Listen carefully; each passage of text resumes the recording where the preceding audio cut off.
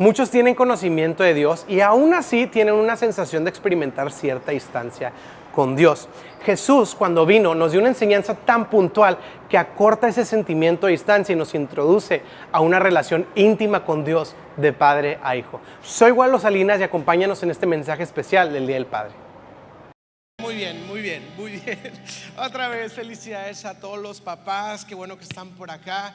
El día de hoy me quiero ir de lleno y quiero entrar al mensaje del día de hoy porque es un mensaje importante. Todos los domingos obviamente el mensaje es importante, pero traigo varios versículos el día de hoy y quiero entrar directo a la palabra. El día de hoy vamos a hablar de algo importante y lo que voy a hacer es algo así, mira, como las películas, te ha tocado estas películas que empiezan en una escena y de repente se van para atrás como para explicarte cómo llegamos ahí. Entonces hoy vamos a entrar a conocer algo de parte de Dios, pero entrando para conocer esto de parte de Dios nos vamos a ir hasta atrás, ¿ok? Y vamos a ver así como que más panorámicamente lo que Jesús vino a enseñarnos acerca de Dios. Así que lo que quiero hacer es que quiero leer dos versículos y está muy interesante porque uno es del Nuevo Testamento, está dirigido a la iglesia, y otro es del Antiguo Testamento, ¿sí? Así que quiero leer estos dos versículos y quiero entrar junto contigo a la palabra, a la santa palabra de Dios, a las escrituras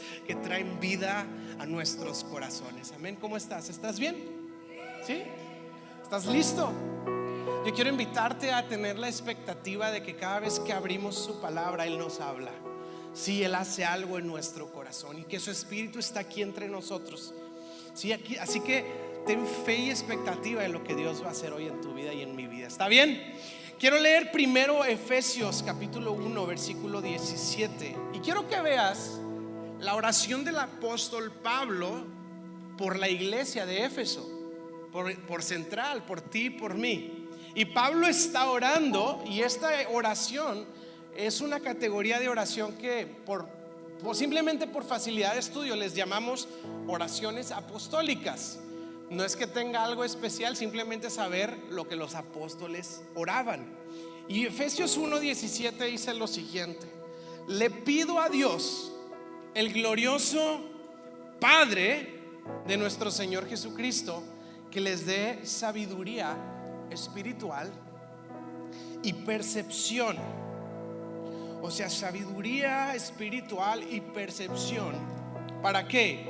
Para que crezcan en qué cosa? En el conocimiento de Dios. Pablo veía a la iglesia, oraba a Dios por la iglesia y decía: Dios, te pido que les des una sabiduría extraordinaria a esta iglesia, que les des una percepción correcta. En otra versión dice un espíritu de revelación. Y la palabra revelación tiene la idea de remover un velo, revelación, de poder quitar este velo y poder ver qué hay detrás de este velo. Y Pablo está orando y dice: Dios, ayúdalos, dale sabiduría a la iglesia. ¿Para qué? Para hacer negocios también. ¿Para qué? Para tomar buenas decisiones también. ¿Para qué? Para que me vaya bien en la vida, por supuesto. Pero aquí lo que Pablo dice es para que puedan crecer en el conocimiento de quién es Dios. ¿Sabes? Es tu propósito y mi propósito, es nuestra invitación como iglesia. No nada más asistir, servir, ser parte, que eso es maravilloso, pero también crecer en el conocimiento de Dios. Por eso Dios nos ha dejado su palabra. Así que yo quiero que sepas que hay una invitación puesta sobre la mesa y hay una intención de parte de Dios para ti y para mí, de que podamos no solo conocer algo de Dios, sino crecer en ese conocimiento. Y luego Oseas capítulo 6 versículo 3 dice este profeta: oh, si conociéramos al Señor. Como Oseas diciendo: si tan solo. Híjole, qué bonito sería, qué especial, qué importante fuera si conociéramos al Señor. Y luego dice: esforcémonos en conocerlo. O sea, se está dando por hecho que el pueblo al que le está hablando no necesariamente tiene un buen o suficiente conocimiento de Dios. Y entonces dice: si tan solo conociéramos bien a Dios. Y lo hace la invitación: pueblo de Dios, esforcémonos en conocerlo. Y dice: Él nos responderá y nos da esta promesa: Si tú el día de hoy dices, yo quiero esforzarme en seguir conociendo a Dios, la promesa es que Él te responderá tan cierto como viene el amanecer o llegan las lluvias a comienzos de la primavera. Lo que está diciendo, o sea, es así como confías en que el día de mañana va a salir el sol una vez más, tú puedes tener la seguridad de que cuando buscas a Dios y buscas conocerlo, ten la seguridad de que Dios se va a dar a conocer a tu vida. Esa es una garantía, porque Dios es hallado por todos aquellos que le buscan. Busca y se te abrirá, ¿ok? El que busca encuentra, dice por ahí también, ¿no? Entonces vamos a conocer más a Dios en esta mañana. ¿Está bien? ¿Estás conmigo en esto? ¿Qué te parece si oramos y a través de lo que vamos a leer en su palabra le pedimos al Señor que podamos seguir conociéndolo? ¿Está bien? Padre, en el nombre de Jesús, oramos por esto que pedía el apóstol Pablo o esto que dijo el profeta Oseas, que podamos conocerte más en esta mañana. A eso hemos venido a buscarte, hemos venido a adorarte, hemos venido a agradecerte, hemos venido con necesidades, pero hemos venido también, Señor, a conocerte más a través de tu palabra. Yo pido que nos des espíritu de sabiduría y revelación, como decía Pablo, para conocerte a ti. Abre nuestros ojos y abre nuestro corazón y quita todo velo que nos impide conocerte más, Señor. Yo te lo pido en el glorioso nombre de Jesucristo nuestro Señor.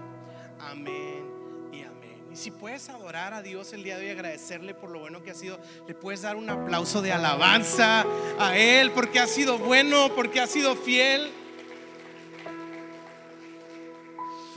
Y bueno, vamos a entrar directo. ¿Estás conmigo? Sí, dale un codazo al que está a tu lado y dile, agárrese, vamos a entrar al mensaje del día de hoy. ¿Sabes qué? Uno de los retos, y me voy a atrever a decir, uno de los problemas principales que hemos tenido como humanidad, como sociedad, cuando hablamos de la fe, es que hemos caído en el error de formar caricaturas espirituales. O voy a decirlo de otra manera, hacer una caricatura de quién Dios es. Y es un problema. Dios lo dijo en el Antiguo Testamento: no hagan ídolos, ni imagen, ni semejanza. Y sabes, muchas veces pensamos que cuando hablamos de los ídolos nos referimos necesariamente a una estatuita o a una imagen así tal cual, pero la realidad es que es mucho más amplio. No solo es eso, son muchas cosas. Yo puedo el día de hoy no tener ninguna estatua, ninguna estampa, ninguna imagen en mi casa, y como quiera en mi mente y en mi corazón tener una especie de ídolo o imagen y semejanza de quién Dios es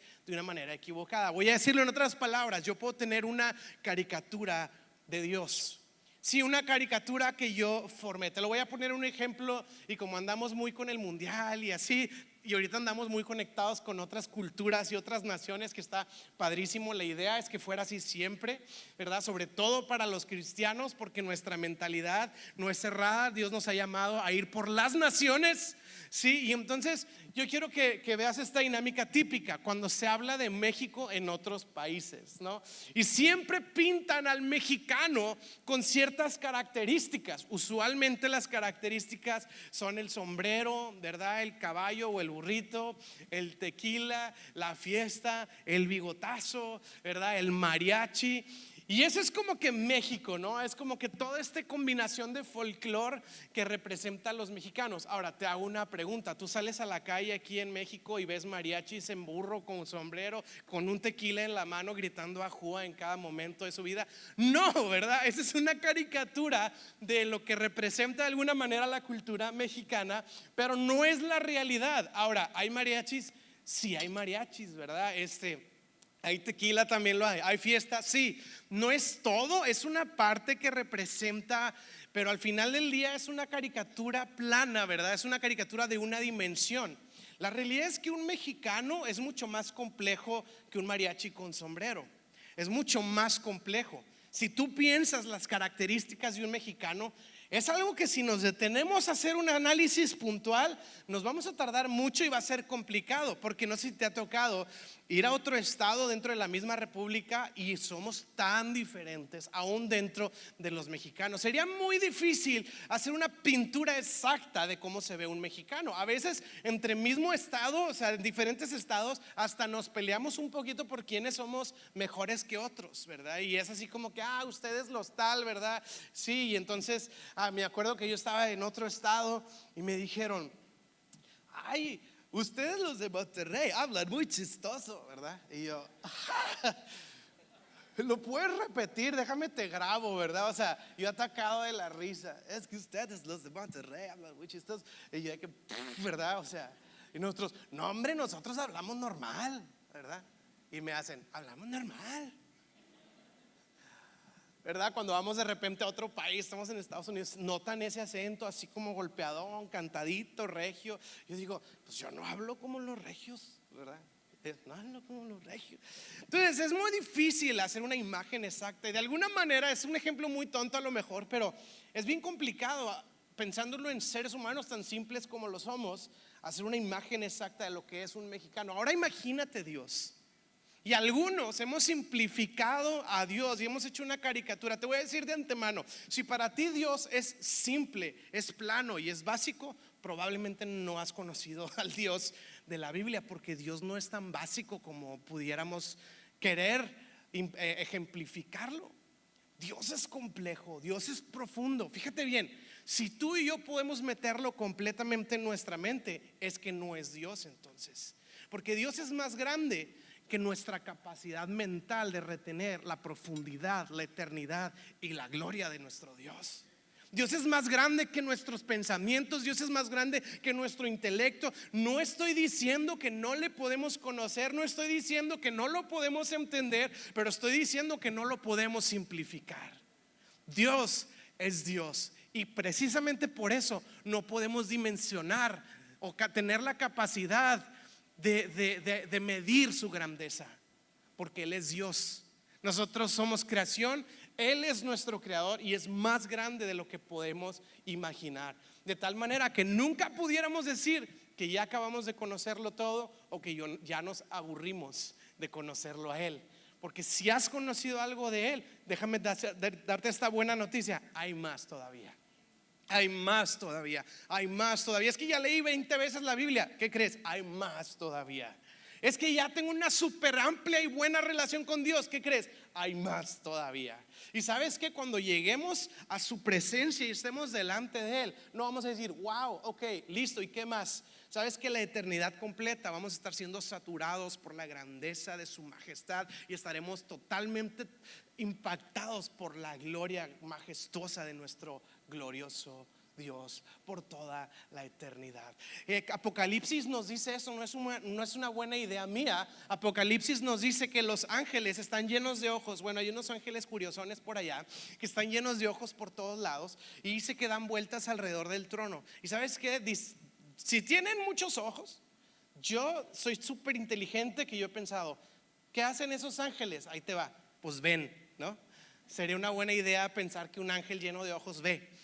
Entonces esos ángeles vuelan alrededor del trono y ven a Dios. Y dice que día y noche no paran de decir: santo, santo, santo, el que era, el que es y el que ha de venir. Día y noche, ¿qué quiere decir? Que su canción no es una canción repetitiva o aburrida, sino que dan una vuelta y dicen: santo. ¿Sabes qué quiere decir santo? No hay nadie como Él. Y luego dan la vuelta número 2 y dicen: me había emocionado con la vuelta número 1, pero con la vuelta número 2 me doy cuenta que Él es santo, santo, santo. Y dan la tercera vuelta y luego me había emocionado con la 1 y con la 2, pero ahora que voy dando la tercera vuelta, ¿sabes qué? No puedo dejar de decir: santo, santo. Y dice la Biblia que no dejan de cantar ese canto. Y no es porque están obligados a repetirlo o porque no se han aprendido otra canción, es que ven a Dios y ellos son saturados por la grandeza y la santidad de nuestro Dios, de que no hay como Él en el pasado, no hay como Él en el presente y no hay como Él en el futuro. Él es Dios. Amén. Ándale, dale un buen aplauso a nuestro Dios. Entonces yo quiero animarte a evitar simplificar a Dios. Algunos dicen: no, es bien fácil, Dios es amor. O sea, sí, pero no solo es amor. Es una parte, ¿verdad? Eso es algo que la Biblia nos deja ver. Y hay otros que dicen: no, Dios es justo. Sí, pero no solo es justo. Y otros que es que Dios es pura gracia. No, Dios es lleno de gracia, pero no solo es gracia. Y entonces el error que hacemos de estas caricaturas es agarrar la parte que nos gusta. ¿verdad? Ayer vi un video, ¿no? De este hombre millonario mexicano importante que, no, Dios es súper buena onda, ¿verdad? Súper buena onda. Yo lo veo en mi vida, me he ido tan bien y pues yo solo puedo pensar que Dios es bien buena onda. Es más, tanto así que pienso que el infierno no existe. Pues sí, compadre, pues no has batallado en tu vida, ¿verdad? O sea, hay gente que está viviendo infiernos en la tierra, ¿verdad? Entonces, él está haciendo una caricatura de Dios basado en su experiencia personal. Dios es bueno, sí, Dios es bueno. Dios es solo bueno, no solo es eso, es muchas cosas. Ahora, ¿cómo puedo hacer una lista, verdad, para poder conocer a profundidad a Dios? Fíjate bien, aunque no pudiéramos otra vez hacer una lista simplificada, la Biblia hace algo fascinante para cada uno de nosotros y es presentarnos a Dios. Y vamos a leer desde el principio que Dios se va revelando a nosotros y es una revelación progresiva. ¿Qué quiere decir? Conforme va avanzando la historia de la humanidad y la historia de redención, vamos conociendo cada vez más a Dios. ¿Quiénes lo van conociendo? Nosotros. No es que Dios no se había revelado, es que nosotros lo vamos conociendo. Entonces, ¿qué sucede? Cuando tú lees el Antiguo Testamento, vas a ver cómo Dios se va revelando a su pueblo. Entonces te dije que nos íbamos a ir para atrás. ¿Estás listo? Adán y Eva estaban en el huerto con Dios y veían a Dios, pero ya sabes que pecaron. Salieron del huerto, salieron de esta relación perfecta y lo que se quebró fue su relación con Dios. Si la relación con Dios ya no era lo mismo. Entonces, desde que ellos pecan, tú vas a ver que Dios está haciendo este plan de redención inmediatamente. Dios redime a sus hijos. Ahora, Adán y Eva pecan, se cubren con hojas de higuera, que eso es toda una enseñanza impresionante, pero están tratando de cubrir su desnudez. Ahora, en otros sentidos, están tratando de cubrir su pecado. Y dice la Biblia que Dios los cubre con pieles de animales y salen del huerto y salen cubiertos de pieles de animales. ¿Sabes qué quiere decir? Que Dios sacrificó a un animal y a través de este sacrificio cubrió la desnudez o la vergüenza de Adán y Eva. Desde ese momento podemos ver una sombra pequeña de lo que vendría a ser el sacrificio del Cordero de Dios que cubre el pecado del mundo. Desde el principio Dios está cubriendo la vergüenza y la desnudez de aquellos pecadores que pues de aquí yo estoy levantando la mano como el primero. Dios siempre ha querido redimir a la humanidad. Entonces se va desarrollando la historia y entonces tú vas a ver, y no sé si te ha tocado esto, alguna vez ir a la iglesia y escuchar que cantan o que se refieren a Dios con nombres curiosones que no estamos acostumbrados. ¿A qué me refiero? De repente alguien dice, sí, yo oro a Jehová Jireh, ¿verdad? Y tú estás diciendo, Jehová Jireh, ¿verdad? O sea, Jehová Jireh, ¿quién es él, verdad? Porque yo conozco a Jesús y a Dios, pero aquí le dicen Jehová Jireh. ¿Qué quiere decir Jehová Jireh, verdad? Y de repente alguien, no, Jehová Rafa, ¿verdad? Y es como Jehová Rafa, o sea, nunca había escuchado yo de un Dios que se llamara. Y de repente suena, ¿verdad? Que es como si fueran muchos dioses, ¿verdad? A Jehová Shalom, ¿verdad? Shalom. Shalom, ¿y qué es eso? Y hay canciones, ¿verdad? Alguna vez tocamos una canción aquí y yo dije, ¿sabes qué? Mejor esa cancioncita no, porque puedes sacar de onda tantos nombres tan diferentes.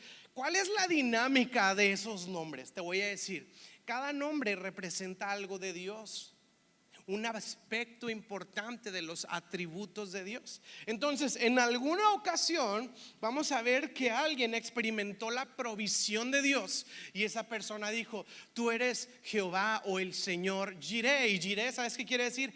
Proveedor.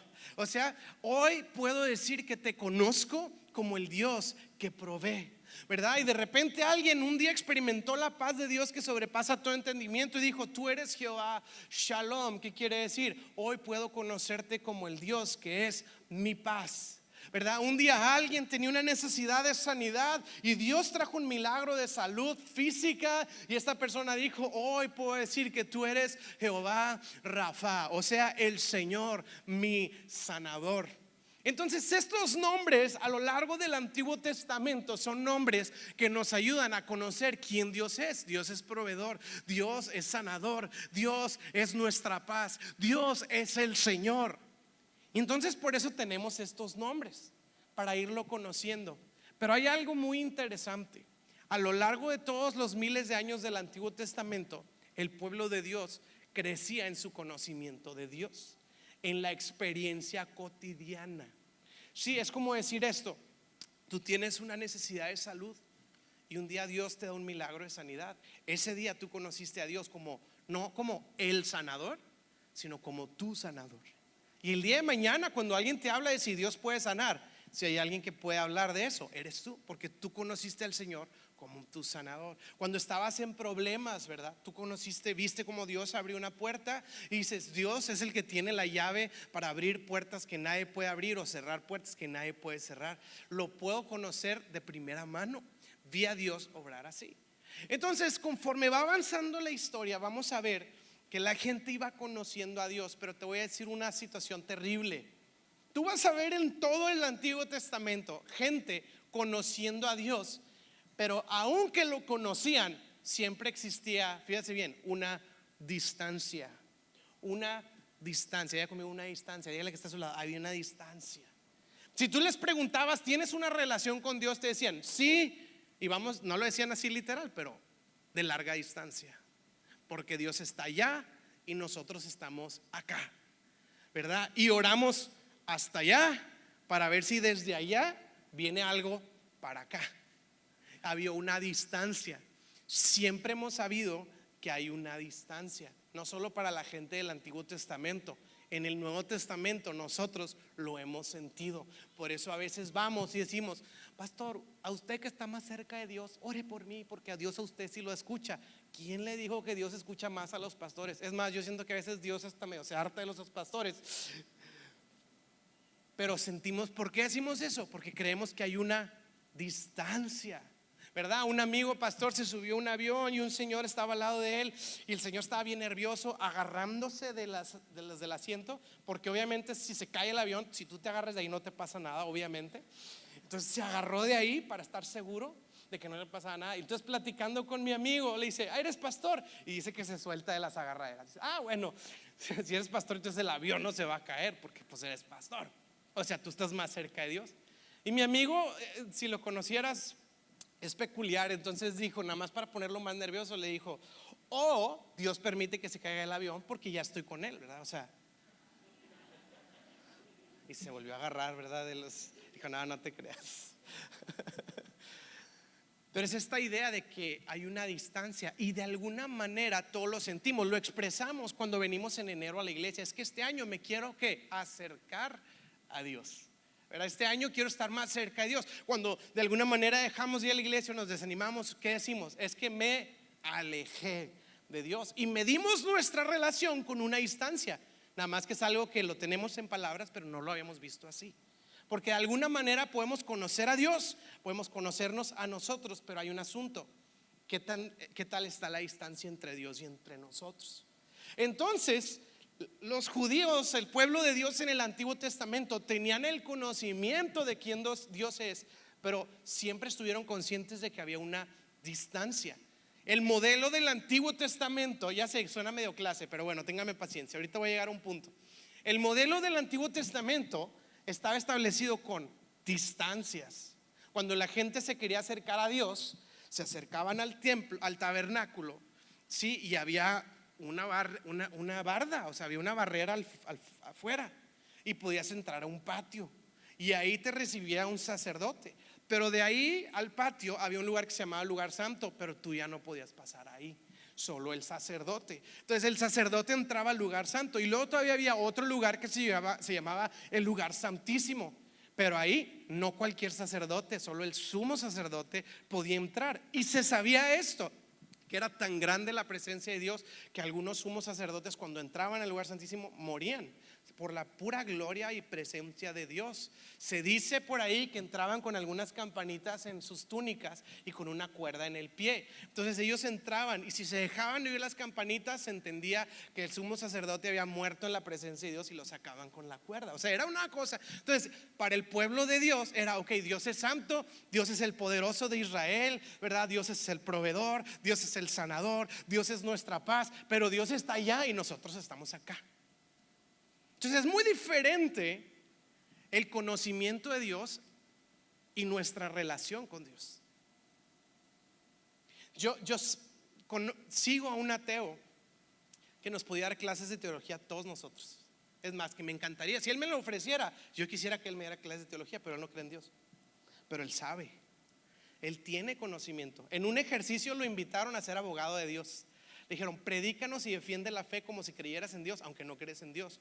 Y está brutal, o sea, defiende a Dios mejor. O sea, yo dije, wow, o sea, con ganas de apuntar sus puntos, ¿verdad? Y fascinante su conocimiento, pero no tiene una relación con Dios.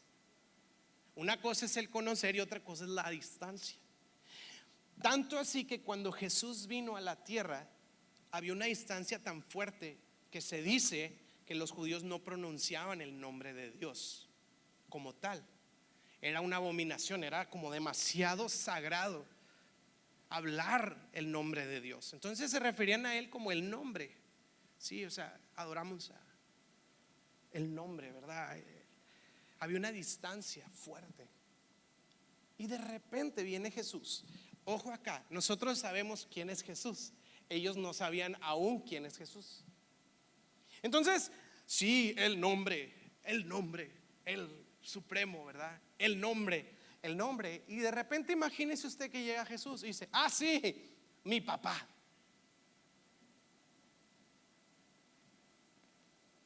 O sea, silencio sepulcral exactamente. Porque no me atrevo a decir ni siquiera su nombre. Y él le dice que es su papá y le dice Abba.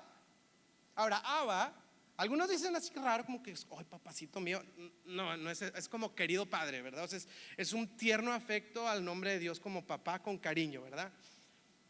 Es que están estos movimientos worship así medios románticos, rarones, exoticones. Tranquilos, o sea, Cantar de los Cantares era para Salomón y su esposa.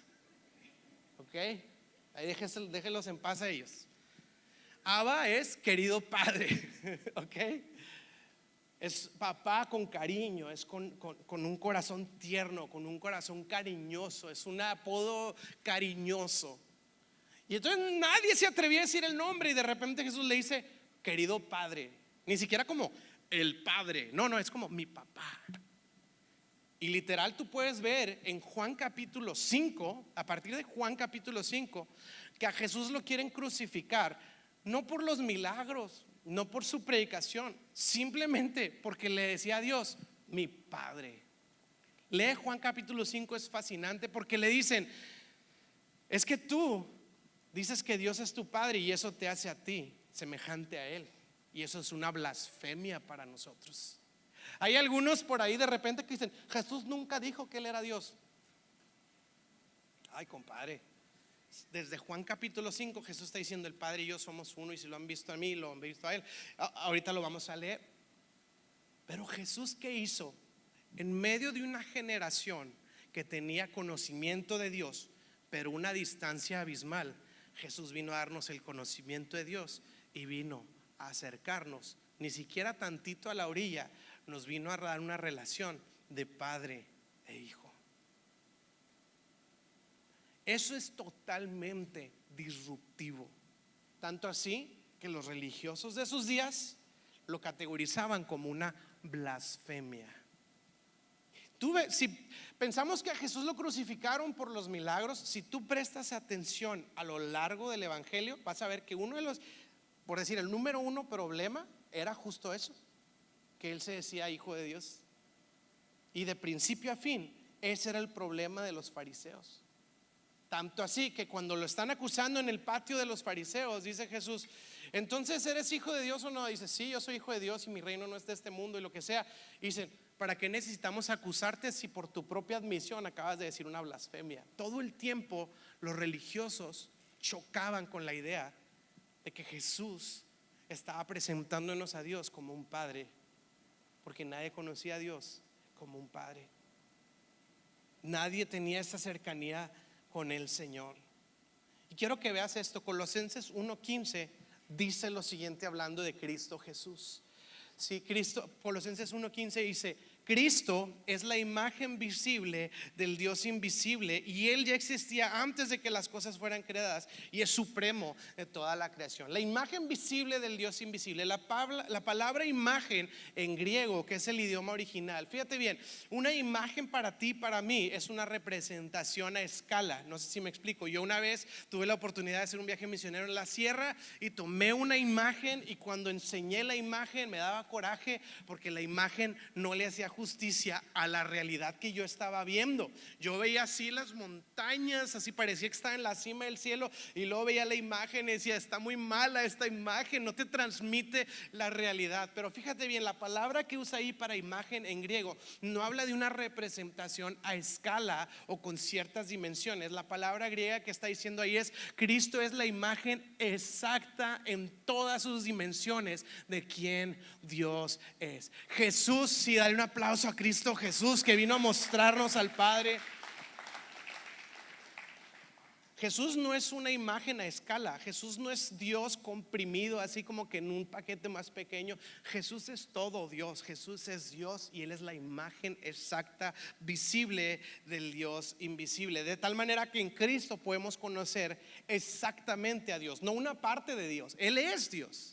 Y en Cristo podemos conocerlo porque Dios se encarnó y vino a revelarse a nosotros, vino a identificarse con nosotros, vino a morir por nuestros pecados, pero vino a regresarnos una relación con Dios como nuestro Padre.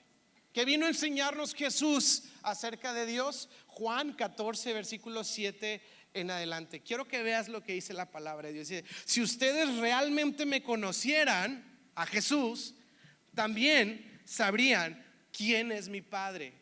Y dice: de ahora en adelante ya lo conocen y lo has visto. Y Felipe, el discípulo, le dijo: Señor, muéstranos al Padre y quedaremos conformes. Y Jesús respondió: Felipe, he estado con ustedes todo este tiempo y todavía no saben quién soy. Los que me han visto a mí han visto al Padre. Entonces, ¿cómo me pides que te muestre al Padre? ¿Acaso no crees que yo estoy en el Padre y el Padre está en mí? Las palabras que yo digo no son mías, sino que mi Padre, quien vive en mí, hace su obra por medio de mí. Cristo vino a presentarnos a Dios como un Padre. Y eso fue radical, eso fue disruptivo y aún eso fue ofensivo para las personas. Porque una relación con un padre tiene ciertas cualidades y características puntuales. Y ahorita quiero decirte 3 características con la Biblia de qué significa que Dios es nuestro Padre. ¿Qué significa para ti, para mí, ver nuestra relación con Dios como un Padre celestial? Estamos en el Día del Padre y el día de hoy yo quiero hablarte de Dios como tu Padre celestial. Yo no sé cuál ha sido tu experiencia con tu Padre terrenal. Quizás ha sido la mejor. Felicidades, qué bueno. Quizás ha sido normal. Pues qué bueno, no sé. Quizás ha sido la peor. Y sea como sea la relación que tú hayas tenido y la experiencia en esta tierra con tu Padre terrenal, el día de hoy yo vengo a decirte que Jesús vino a hablarnos de un Padre que tú y yo tenemos en el cielo. Un Padre glorioso, un Padre perfecto, un Padre celestial. Cristo vino a enseñarlo. En Juan capítulo 17 Jesús dice: Padre, les he dado a conocer tu nombre. Y luego no ves ningún nombre. ¿Qué nombre se refería a Jesús? Lo acaba de decir: Padre. Vine a darles a conocer tu nombre como papá, como Padre. Y quiero que veas qué significa, porque hay muchas maneras en las que tú y yo tendemos a relacionarnos con Dios. Podemos hacerlo de una manera religiosa. ¿A qué me refiero religiosa? Con el cumplimiento y la observación de reglas y comportamientos. Podemos relacionarnos con Dios como una especie de relación productiva, ¿verdad? Todo lo que yo puedo hacer para Dios, ¿verdad? Entonces cuando no haces mucho te sientes lejos, ¿verdad? Cuando no pudiste servir demasiado te sientes que le has fallado. Y cuando hiciste mucho te sientes como el ungido de Dios que camina 1 metro sobre la tierra. Habremos otros que podamos tener una relación tipo esclavo y amo, ¿verdad? Él es nuestro amo, yo soy su esclavo y yo estoy como esclavizado a mi Dios, ¿verdad? Y es como: oh Señor, y es meramente un aspecto de obediencia radical y solo es obediencia, obediencia. No hay amor, no hay gracia, no hay relaciones, pura obediencia, obediencia, obediencia. Y Jesús vino a resolver mucho al enseñarnos que Dios no solo es Señor, no solo es santo, también es un Padre celestial. Ahora, algunos han preguntado por qué Dios, entonces Dios es hombre, ¿verdad? O Dios nada más es papá, pero no es mamá. Y fíjate bien, el asunto aquí es que la escritura está usando un lenguaje antropomórfico. Quiere decir que nos está reflejando una característica humana para poder entender el tipo de relación que podemos tener con Dios. Y entonces la Biblia nos dice, tú puedes relacionarte con Dios como un papá. Y eso básicamente llevó a Cristo a la cruz. Es demasiado radical. Y quiero decirte 3 puntos para ir como terminando este mensaje el día de hoy. Te digo que me fui bien atrás, pero es bien importante que tú puedas experimentar la paternidad de Dios y que tú puedas acercarte a Dios como un Padre perfecto, como un Padre celestial. Tú y yo lo necesitamos urgentemente. Número 1, ¿qué significa esto para mí? Que si tú sabes que Dios es tu Padre celestial, número 1, tienes un lugar seguro. Tienes un lugar seguro. Quiero que veas lo siguiente, Salmo 103 del 11 al 14 dice, escucha cada palabra que vamos a leer. Dice, su amor inagotable hacia los que le temen es tan inmenso como la altura de los cielos hasta la tierra. Llevó nuestros pecados tan lejos de nosotros como está el oriente del occidente. Escucha, el Señor es como un padre con sus hijos, tierno, compasivo con los que le temen, pues Él sabe lo débiles que somos y se acuerda de que somos tan solo polvo. ¿Te fijas que no está incluyendo tus trofeos ahí? Que no está incluyendo tus victorias, tus habilidades, tus dones y tus talentos. Todo lo contrario, dice, Dios es un Padre compasivo y amoroso y sabe que somos polvo. Dios ya sabe. No dice, Dios es compasivo con los grandes predicadores, discípulos, ungidos, profetas, arcángeles de Dios. No, los que son polvo, Dios nos ve y lo sabe y está consciente de ello, y a pesar de ello decidió amarnos incondicionalmente, con ternura y compasión, de tal manera que siempre tienes en Dios un lugar seguro. ¿Sabes? Cuando alguien peca o comete un error y corre de Dios, es por tener una perspectiva equivocada de quién es Dios. Y la idea es, me alejo de Dios, voy a arreglar mi vida y luego regreso a Él. ¿Con quién vas a arreglar tu vida si estás lejos de Dios? Si es Dios quien arregla nuestra vida. Es como tener un doctor enfrente de mí, enfermarme y decir, ay, voy a evitar al doctor hasta que me sane y ya vuelvo a hablar con él. No tiene sentido. Y por eso aquí habla de nuestros pecados, habla de nuestro Padre celestial y habla de que somos polvo. Porque si tú y yo somos polvo y somos pecadores, ¿sabes con quién tenemos que ir? Con nuestro Padre celestial. Él ya lo sabe. O usted crea poco que cuando llegas con tus errores a Dios, Dios dice, ¿qué hiciste? ¿Qué? ¿Qué dijiste? ¿Qué? Hijo, esa sí no me la veía venir. ¡Qué bárbaro! Eso nunca lo había visto. Él es nuestro lugar seguro. Él es nuestro lugar seguro. Y cuando estás feliz, puedes ir con Él. Y cuando estás celebrando, puedes ir con Él. Cuando estás triste, puedes ir con Él. Cuando estás quebrado y afligido, puedes ir con Él. Cuando estás en pecado, puedes ir con Él. Porque Él es un buen Padre. Él es un Padre que sabe que somos polvo y sabe cuánto lo necesitamos. Y dice Salmos que cuando llegas con un corazón contrito y humillado, Él jamás te va a despreciar. Él recibe y Él sabe. Tienes un lugar seguro en Él.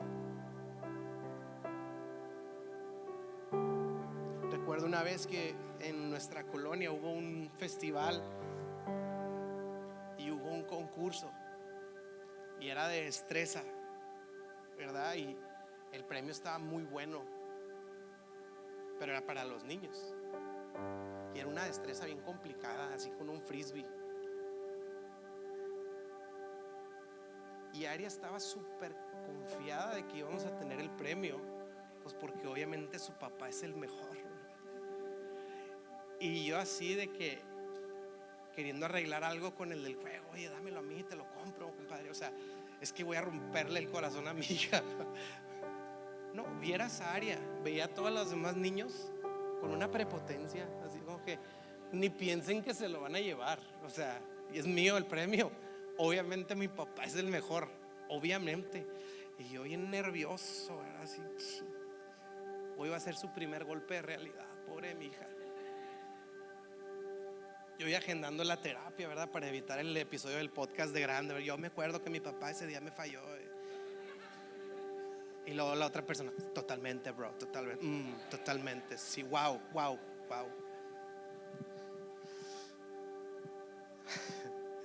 Y entonces ya está el del concurso. Y yo, no, Aria, inténtalo tú, mi amor. No, es que a mí obvio no me va a salir, pero obvio a ti, ¿verdad? Y yo así angustiado, así orando, Dios, no me dejes morir. O sea, dame una sabiduría extraordinaria para... A Sansón le diste fuerza, a mí dame destreza hoy, ¿verdad? Y aventé el frisbee y no, hombre, la fallé, pero no solo cerquita, o sea, la fallé así, así como el salmo que leímos, así como el oriente del occidente. Haz de cuenta que se fue. Y hubieran visto la cara de decepción de Aria, ¿verdad? Llorando así como que Aria todavía linda, pensando que lo hice adrede, como que obvio si lo hubieras atinado, pero ¿por qué no lo hiciste? O sea, pero vieras la seguridad que ella tenía de que todo lo que se pusiera enfrente lo podía tener, porque tiene un papá que todo lo puede. Y la verdad es que yo no todo lo puedo, obviamente, pero sabes, sí tenemos un papá que todo lo puede y que no hay nada imposible para él. Y eso tiene que darte un sentido de seguridad, y que podamos caminar y transitar esta vida confiados de que tenemos un Padre bueno, un Padre celestial, y Él es nuestro lugar seguro. Amén. Punto número 2 significa que tenemos a disposición un amor. Escucha esto, no nos va a gustar tanto, pero ahí está. Un amor formativo. Un amor formativo. ¿Qué piensa usted de mí si yo le digo que a mis hijos yo les dejo hacer lo que se les antoje, cuando se les antoje, como se les antoje, y jamás les pongo límites, y jamás los regaño, y jamás les pongo restricciones, y jamás los cuido, y jamás les digo que eso no está bien? ¿Qué me diría usted si yo le digo que mi hijo haga lo que le plazca toda su vida? Usted pensaría que yo soy un mal padre y diría, los estás preparando para la ruina, y tanta cosa que me se haría otro podcast, ¿verdad? No, esos padres que, ¿verdad?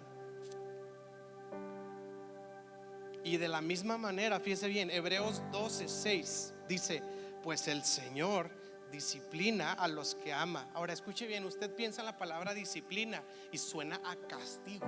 Así es necesariamente, y sí tiene algo de eso, pero fíjese bien, la palabra disciplina es la misma palabra que se usa para discipulado. Dios enseña, Dios forma, Dios discipula a sus hijos, a los que ama, dice, y castiga a todo el que recibe como hijo. Al soportar esta disciplina divina, recuerden que Dios los trata como a sus propios hijos. Dice, ¿acaso alguien oyó hablar de un hijo que nunca fue disciplinado por su padre? Si Dios no los disciplina a ustedes como lo hace con todos sus hijos, quiere decir que ustedes no son sus hijos, sino que son ilegítimos. Lo que está diciendo el autor de Hebreos es, va a haber procesos en donde tú también vas a sentir como que estás pasando algo medio rudo, medio complicado y como que duro de parte de Dios. Lo que está diciendo el autor de Hebreos es lo siguiente: cuando pases por esos procesos difíciles, no dudes del amor de Dios, no dudes de que Dios sigue estando presente. Ten la fe, la esperanza y la certeza de que Dios es tan bueno y cree tanto en ti, tiene tanta esperanza en tu vida como su hijo, que te va a formar a la imagen de Jesucristo. Por eso los autores del Nuevo Testamento decían, tengan por alegría cuando estén en la prueba. ¿Por qué? ¿Están sadomasoquistas estos tipos? ¿Están locos? No, ellos sabían que Dios está formando algo en ellos, de tal manera que la prueba no se escapa de las manos de Dios, y Dios las usa como una oportunidad para formar algo glorioso en cada uno de nosotros. Y a veces duele. Ahí le encargo el día en que Aria trató de usar patines por primera vez, y como todos nos pasó, se cayó y se raspó. Y usted sabe qué tipo de raspada es esa, la de la calle. Sí, la de la calle. O sea, la que es la capita externa de la piel, o sea, ni es tan profunda, pero es la que más arde, ¿sí? La piel, pero aparte es como una mezcla entre sangre y cemento, o sea, tierra, ¿sí? Y pues tú sabes lo que sigue, ¿verdad? Es como, yo sé que no le pasó nada, pero le tengo que quitar esa tierra de ahí, porque si le dejo esa tierra, se le va a infectar. Y siendo algo tan sencillo y tan superficial, se puede volver algo complicado. Entonces, pues hay que sacar, ¿verdad? Pues no sé qué use usted, ¿verdad? Pero ya sacaron, digo, no me pagan por dar el comercial, pero el Microdacin que no arde. Pero cuando yo estaba chiquito, o nunca me lo quisieron comprar o no existía, porque a mí todo lo que me ponían me ardía así como que casi me les iba, ¿verdad? O sea, ¿se acuerdan del mertiolate o esa onda que te pintaba medio raro así? Yo siempre la quise probar porque sentía que sabía bien rico, ¿verdad? Porque una era roja y una era morada y era como que fresa y uva, obviamente. Nunca lo probé, por eso sigo acá, pero esas cosas que nos ponían ardía, ¿verdad? Y yo estaba con Aria y yo, chihuahuas, ¿verdad? Y pues ni modo, y pues jabón y esto, y pues el grito a lo loco, ¿no?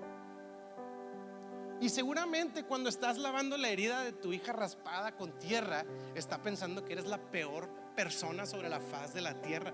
Seguramente está pensando que la odias. Seguramente está pensando que te volviste un agente de tortura y destrucción, y que estás tratando de arruinarle la vida. Pero tú como papá sabes esta frase épica, ¿no? Es por su bien, ¿verdad? Y a veces lo que nos está diciendo Hebreos es: las partes difíciles de la vida pueden ser procesos en los que Dios está formando algo en nosotros. Pero yo quiero decirte esto, es algo bueno. ¿Qué quiere decir? Que si Dios está formando algo en ti, es por tu bien. Y al final del día, ese por tu bien es algo mejor, es algo bueno. Y yo le puedo decir, Dios disciplina, sí, déjele platico. Y le puedo platicar, Dios me ha disciplinado a mí. Es más, hasta yo ya como que me cansé de ese deporte, o sea. Pero Dios quiere formar algo en nosotros, pero es algo bueno. Y por último, Dios es un lugar seguro. Número 2, Dios es un amor formativo. Y número 3, Dios es un hogar. Es un hogar. Y eso incluye lo de la seguridad, pero fíjate bien, hogar es pertenencia, hogar es identidad. Sí, hogar es tribu. Sí, Dios no es un agente salvador nada más así como que hay cuando me necesites. Dios es la fuente de vida. Es la fuente de nuestra identidad, de nuestra esencia. Es a donde estaba leyendo que estudios de cuidados paliativos y muchas personas dando sus últimas palabras. Y es bien interesante que un gran porcentaje, también soldados que vienen de la guerra y gente que ha pasado por cosas difíciles, la mayoría de ellos externan en sus últimos días querer estar en su casa. Pero no es el edificio, es hogar. Quiero estar con los míos. Es una necesidad en el corazón de tener un hogar. Todos lo tenemos. Hay una, perdón la referencia así medio tonta, pero en la serie de Flash descubre que puede viajar en el tiempo y decide viajar en el tiempo y cambia algo, y cuando regresa al presente todo cambió. Ya no es hijo de sus papás, ya no es novio de su novia, ya no es amigo de sus amigos. Toda su realidad cambia y él está ahí y ve a sus amigos y no lo conoce, y ve a sus papás y sus papás no lo ubican tampoco, ve a su novia y su novia es como, quítate, no me acoses, ¿verdad? Y entonces él se ve en una situación complicada porque resolvió el pasado, pero eso le quitó un hogar, le quitó pertenencia, le quitó su historia, le quitó quién él era, pensando que librándose de un dolor pasado iba a resolver su presente. Se dio cuenta que ese dolor le quitó su esencia, su identidad, su historia. Tanto así que regresa al pasado y vuelve a hacer el daño antiguo, porque perdió su hogar. Libró un dolor, pero perdió su hogar, y regresó al dolor para tener una vez más ese hogar. Sabes, muchas veces cuando hablamos del evangelio, y quiero decir esto con, no sé, no puedo enfatizar demasiado, o sea, es muy importante esto. En Cristo todo es hecho nuevo. Sí, somos personas nuevas, una vida nueva ha comenzado, dejamos atrás lo pasado y empezamos una vida nueva, eso dice la Biblia, sí. Pero fíjate bien, tu historia es parte de quien tú eres. Por eso el apóstol Pablo habla de cicatrices. Y Pablo nos empezó a vivir una negación de su pasado, en donde decía, no, yo ya soy nuevo, ya no pienses en las heridas, ya no pienses en los problemas, ya no pienses en las equivocaciones, ya no. Pablo era súper consciente, todo el tiempo hablaba su historia, hablando de su terrible pasado. Porque tu pasado, tus dolores, tus problemas son parte de quien tú y yo somos, y seguirán siendo parte de quien tú y yo somos, porque Dios no hace control Z, no borra así las cosas, sino más bien transforma historias de dolor en historias de redención.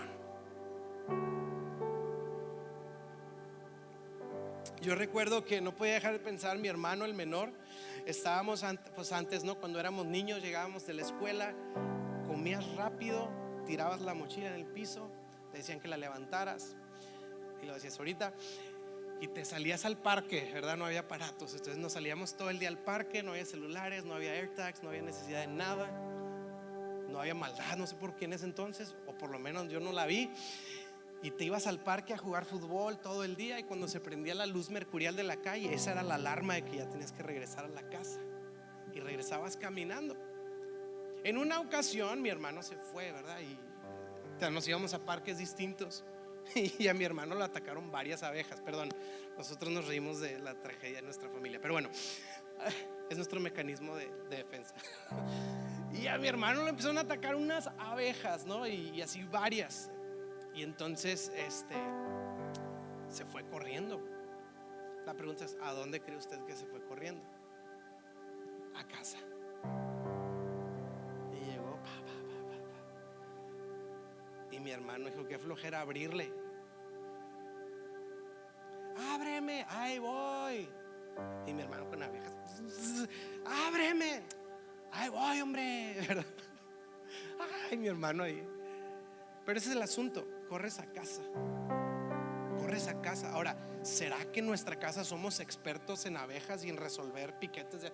No, pero es el lugar al donde vas cuando algo está pasando.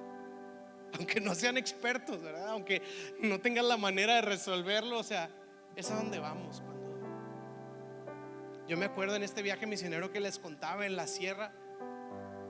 Fue terrible, se los he contado más o menos algunas veces, pero nos enfermamos, nos intoxicamos espantosamente ahí, para la gloria de Dios. Para decir algo bueno, pero era interesante que algunos decían, me quiero ir a mi casa con mis papás. Y yo, pues no, ¿verdad? Digo, yo tenía que ser el fuerte del equipo. No, tus papás no te van a ayudar, Cristo. Pero es interesante esa necesidad de volver a casa, de estar en casa, de estar en nuestro hogar. ¿Y sabes qué nos dijo Jesús? Juan 14, versículo 1. No dejen que el corazón se les llene de angustia. Confíen en Dios y confíen también en mí. Escucha, ¿cuál es la esperanza? En el hogar de mi Padre hay lugar más que suficiente. Si no fuera así, ¿acaso les habría dicho que voy a prepararles un lugar? Cuando todo esté listo, volveré para llegarlos, para que siempre estén conmigo en el hogar de mi Padre Celestial. Quiero invitarte a redefinir cómo transitas esta vida. Somos hijos de Dios y cada día que pasa vamos caminando en una dirección, y es a casa. Y en el camino algunos se nos han adelantado, ya están allá. Nosotros seguimos en camino, pero la culminación de todas las cosas es en nuestra casa celestial, con nuestro Padre glorioso, por toda la eternidad, libres de angustia, de dolor, porque Él es nuestro Padre y nosotros somos sus hijos. Amén. Te puedes poner de pie conmigo para orar.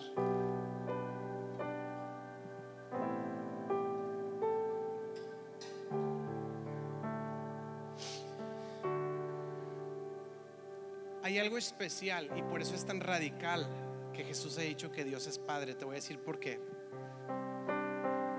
Cuando hablamos de relación de amistad, si yo tengo un amigo que me está insultando, que me está ofendiendo, que me está agraviando todo el tiempo, es muy fácil, corto esa amistad. Si tú tienes una amiga que todo el tiempo está así ofendiéndote, agraviándote todo el tiempo, y tú persistes en esa relación, es como que, amiga, date cuenta, ¿verdad? Corta esa relación, ¿verdad? Si tú estás, ay, voy a salir con el Brian, ¿verdad? Y se van a hacer novios, ¿verdad? Pero el Brian empieza a ser hostil contigo, ¿verdad? Y es el que te anda queriendo ser tu novio, pero él empieza a agraviarte, empieza a menospreciarte, empieza a insultarte, empieza a maltratarte. Es rápido, terminas con eso. No está bien ese tipo de relaciones. Entonces nosotros entendemos que las relaciones son dando y dando, como quien diría, ¿verdad? Es mutuo, hay un mutuo respeto, hay un mutuo tú y yo, ¿verdad? Pero ¿sabes que la relación de un padre y un hijo no es así? Le dije a un amigo que era pastor y tenía recién nacido su hijo, y me dice: lo amo con toda mi vida y lo único que él me da es pañales sucios y gastos. Él no me beneficia, pero doy mi vida por esta criatura, porque la relación de un padre con un hijo es diferente. Y los que son papás ya saben de lo que estoy hablando. Un hijo te ofende, y un hijo te maltrata, un hijo te saca canas, y un hijo te angustia, y un hijo te afecta y te agobia y se revela y tal. Y a poco en ese momento dices: me di cuenta. Hay veces que el trato debería de ser: pues ya córrelo de la casa. ¿Y sabes qué pasa cuando un papá le dices: corre a tu hijo de la casa? No pueden. Y hay papás que tienen 4 hijos y resultan todos ser una estrellita, súper bien portado, súper buena onda así. Y uno de esos 4, súper rebelde y súper malandro, súper ofendible, o sea, que ofende a los papás. ¿Qué sucede con ese hijo? Normalmente empieza a obtener más atención, compasión y amor de sus papás. No cuadra, pero ese es el amor de un padre.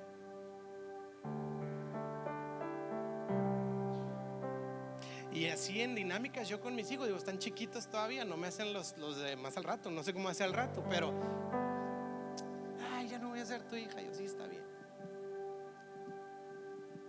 Y yo les digo a mis hijos: hagas lo que hagas, tú no puedes afectar la capacidad que yo tengo de amarte a ti. No hay manera de que tú lo puedas lograr en mí, porque la relación paternal es distinta, no es contractual. No es contractual como todas las otras relaciones. Es un amor diferente, sin condiciones. Y ese es el amor, si tú lo piensas, que Dios nos muestra a nosotros. ¿Tú crees que tú y yo le beneficiamos en algún sentido a Dios? Que diga Dios: no, hombre, hoy creyeron muchos en mí, me fue súper bien el día de hoy. Porque ya andábamos en crisis en el cielo, puras problemas le damos a Dios. Por eso dice el Salmo: Dios ama como un padre a sus hijos, pecadores que son polvo, ¿verdad? No tiene sentido. pero ese es el amor de Dios por ti. Así que yo quiero terminar orando. Discúlpenme los minutitos que les robé, pero Juan 1:12 nos dice algo muy específico. Juan 1:12 dice: a los que le creyeron en Él, en Jesús, y lo recibieron, les dio el derecho de ser hijos de Dios. ¿Qué necesito para ser hijo de Dios? Creer en Cristo Jesús, en su sacrificio, y recibirlo como tu Señor y Salvador. Así que yo quiero hacer esta oración para terminar esta reunión. Así que quiero invitarte a cerrar tus ojos en esta mañana, en esta tarde, y en la privacidad de tu lugar. Si tú dices el día de hoy: yo creo en Cristo como mi Señor y Salvador, y lo recibo en mi corazón para llegar a ser hijo de Dios, yo quiero invitarte ahí en la privacidad de tu lugar, simplemente a que pongas tu mano en tu corazón. Gracias Dios por tu vida, gracias por tu vida, gracias por tu vida. Y digas: aquí estoy, Jesús, te doy gracias por tu sacrificio, te pido perdón por mis pecados, creo en ti y te recibo como mi Señor y Salvador. Quiero conocerte como mi Padre y saberme como tu Hijo por toda la eternidad. Señor, te damos gracias porque eres un Padre glorioso, un Padre perfecto y un Padre eterno. Aquí estamos, Señor, como pecadores, como polvo, imperfectos, pero en las manos de un Dios bueno, un Padre compasivo y un Padre tierno. Aquí están nuestras vidas, Señor, y yo te pido que nos bendigas con crecer en este tipo de relación contigo. En el nombre glorioso de Jesús te damos gracias, te adoramos y bendecimos tu gran nombre por toda la eternidad. Amén y amén. Le puedes dar un aplauso a nuestro Dios.